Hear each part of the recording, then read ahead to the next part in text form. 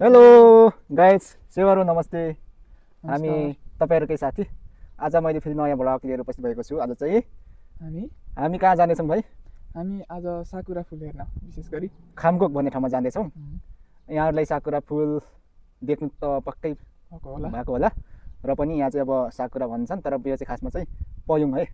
पयुङको फुल पुरै ढक्कमक्क फुलेको छ भन्ने सुनियो। त्यही भएर आज चाहिँ हामी खामगोक भन्ने ठाउँमा जाँदैछौँ। यहाँहरूले चाहिँ यो हाम्रो भिडियोलाई चाहिँ अन्तिमसम्म हेरिदिनु होला। हामी चाहिँ एकदम उत्साहित छौँ। अनि यहाँले चाहिँ के कस्तो लाग्छ आजको यो हाम्रो साकुरासम्म यहाँले चाहिँ लानेछौँ, देखाउनेछौँ। यति भन्दै हामी यात्रामा अघि यात्राको हाम्रो सहयात्री साथी यहाँ छ। ओके, यति भन्दै लेट्स गो।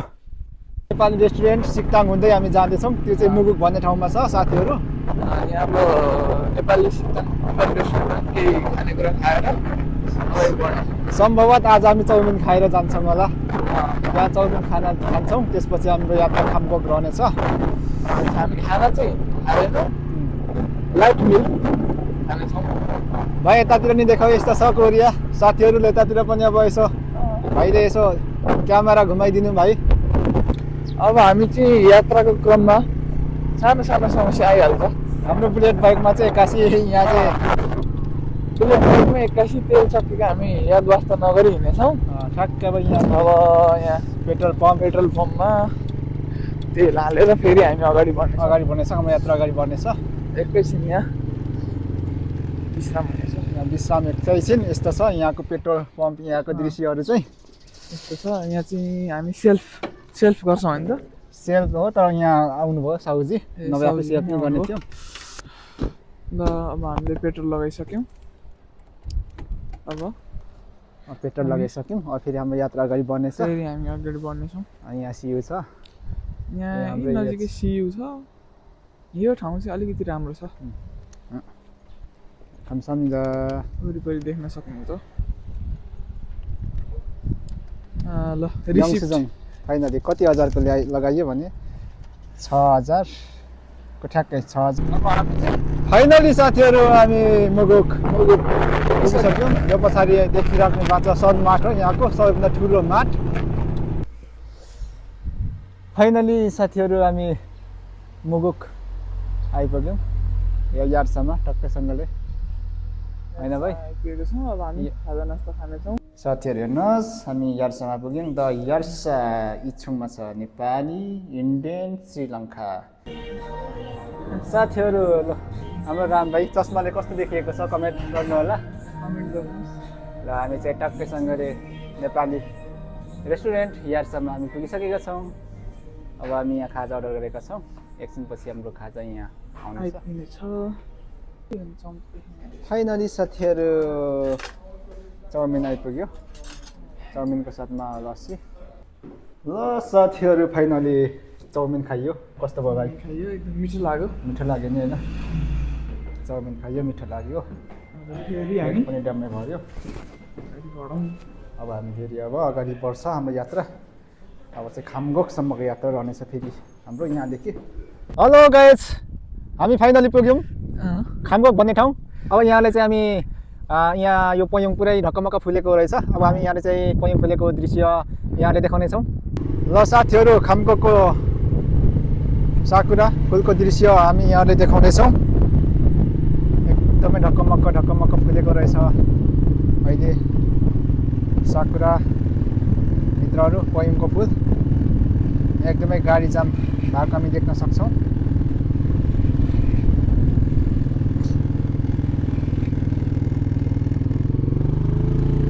हेर्नुहोस्, यहाँ धेरै दर्शकहरू, पर्यटनहरू, आन्तरिकहरूको यहाँ घुइँचो देखिन्छ।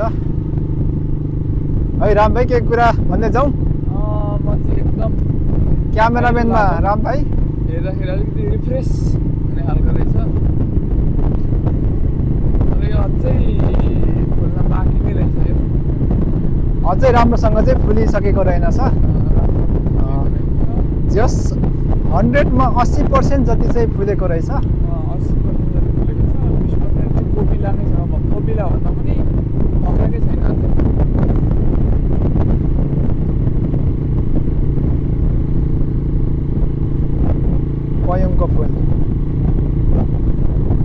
भाषामा चाहिँ पयोङ भन्छ, यहाँ चाहिँ अब साकुरा, खोइ यो फतकुत के भन्दो रहेछ नि यिनीहरूको भाषामा चाहिँ।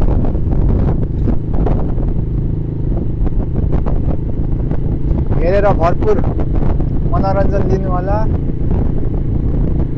यसो वरिपरिको दृश्य पनि देखाइदिउँ हाम्रा दर्शक वृन्दहरूलाई।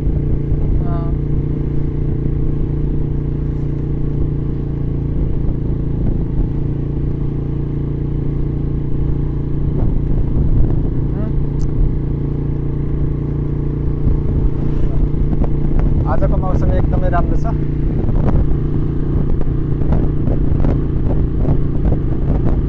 साथीहरू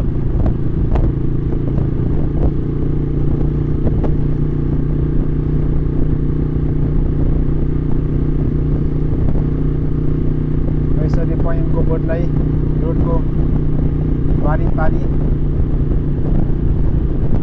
रोकेर पुरै ढकमक्क यहाँ चाहिँ बनाएको छ। धेरै रहेछ यो यसरी माथिसम्म धेरै नै रहेछ।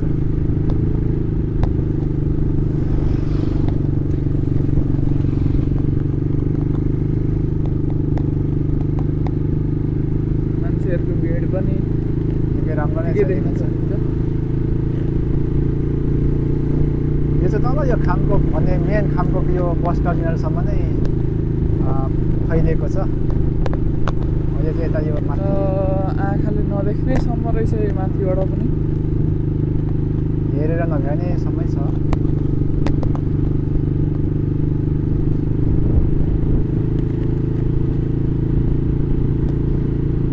कस्तो महसुस भइरहेछ भाइ? एकदम राम्रो लाग्यो।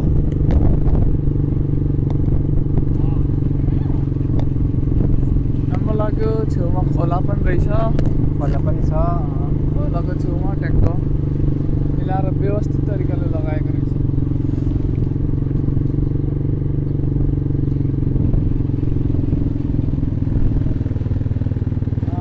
यहाँ चाहिँ अति धेरै रहेछ।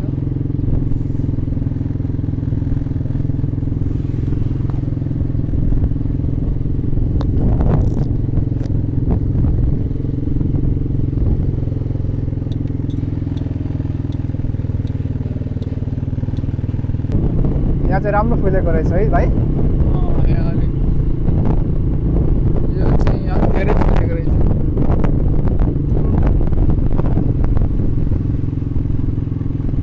यहाँ चाहिँ असाध्यै राम्रो फुलेको हामी देख्न सक्छौँ साथीहरू।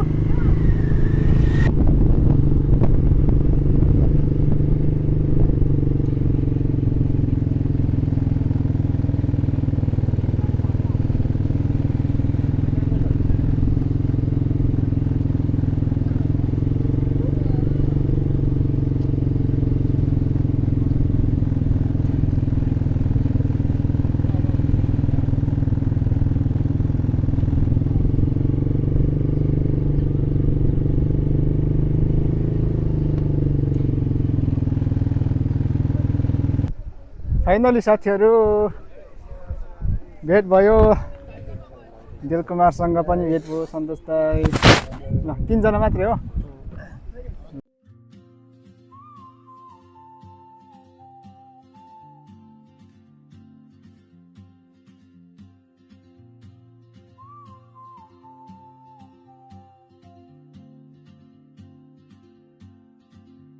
She moves like a map with no borders, a whisper caught in the wind. I see her boots at the corner cafe with a notebook and a grin. She's chasing skies I've never named while I stay in my lane. But something in the way she moves keeps pulling at my chain. Oh, traveler, you carry the sun in your stride, leaving behind what I hold inside. If I don't ask your name today,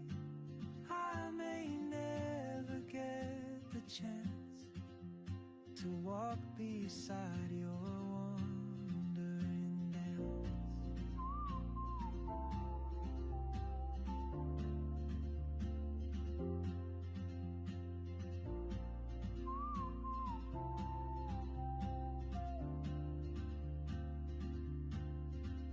She hums a tune I've never heard in languages I can't speak.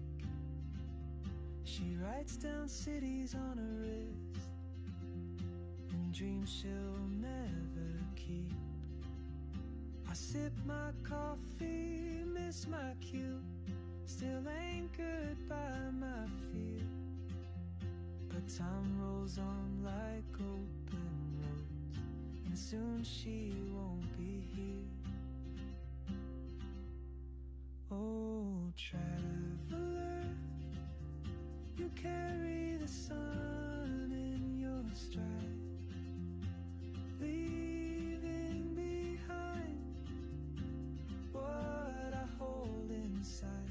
If I don't ask your name today, I may never get the chance to walk beside you.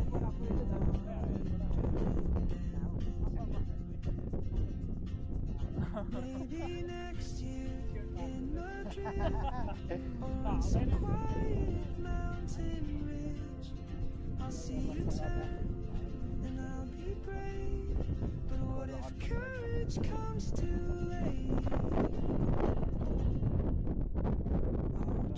मलाई सेङ्गुक समय पुगिसकेको थियो The world is your open gate, and I just stood afraid of fate. If I don't take that step today, खानामै खाँदैन दुई तिन हामी त्यसरी दाजुभाइ साथीभाइहरू यसरी भेटघाट कार्यक्रम पनि अनि यसरी कैयन यसरी खुलेको दृश्य पनि हेर्ने अवसर जुडेको छ। यसले भनिन्छ नि यो के अरे पशुपतिको जात्रा सिद्राको व्यापार। ल साथीहरू, आजको हाम्रो भिडियो के कस्तो लाग्यो कृपया कमेन्ट गर्नु होला। यस्तै छ यहाँको यो खामगोकको चाहिँ साकुराको दृश्य। यहाँहरू पनि यो ठाउँमा आएर भरपुर मनोरञ्जन लिन सक्नुहुनेछ भन्दै आजले यो मेरो छोटो भडाट यहीँ अन्त्य गर्न चाहन्छु। पे सेवाहरू नमस्ते, बाई बाई।